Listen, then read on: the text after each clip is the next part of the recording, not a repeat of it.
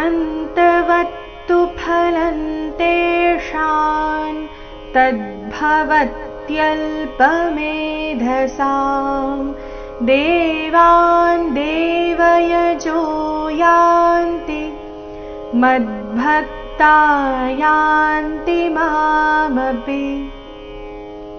ಅಂತವತ್ತು ಮೇಲೆ ಆಘಾತ, ತಕ್ಕೆ ತದ್ಬೋತಿದೆ ವತ್ತು ನಲ್ಲಿ.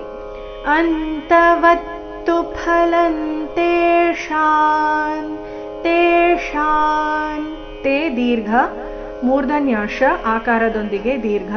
ತೇಷಾನ್ ತದ್ಭವತ್ ತದ್ಭವತ್ಯಲ್ಪ ತದ್ಭವತ್ಯಲ್ಪ ಆಘಾತಗಳ ಮೇಲೆ ಗಮನ ಕೊಡಬೇಕು. ತದ್ಭವತ್ಯಲ್ಪಮೇಧಸಾಂ ದೇವಾನ್ ದೇವಯಜೋ ಯಾಂತಿ ದೇವಾನ್ ದೇವಯಜೋ ಯಾಂತಿ ಯಾಂತಿ. ಚರಣದ ಕೊನೆಗೆ ಇರೋತಿ ರಸ್ವ ಬರಬೇಕು. ಯಾಂತಿ ಈ ರೀತಿ. ಮದ್ಭಕ್ತಾ ಯಾಂತಿ ಆಘಾತಗಳ ಮೇಲೆ ಗಮನ ಕೊಡಿ.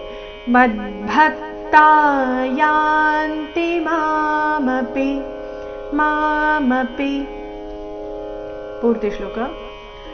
ಅಂತವತ್ತು ಫಲಂತೇಷಾನ್ ತದ್ಭವತ್ಯಲ್ಪಮೇಧಸಾಂ ದೇವಾನ್ ದೇವಯಜೋ ಯಾಂತಿ ಮದ್ಭಕ್ತಾ ಯಾಂತಿ ಮಾಮಪಿ.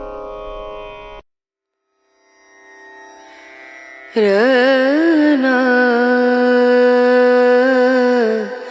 ರನ ರ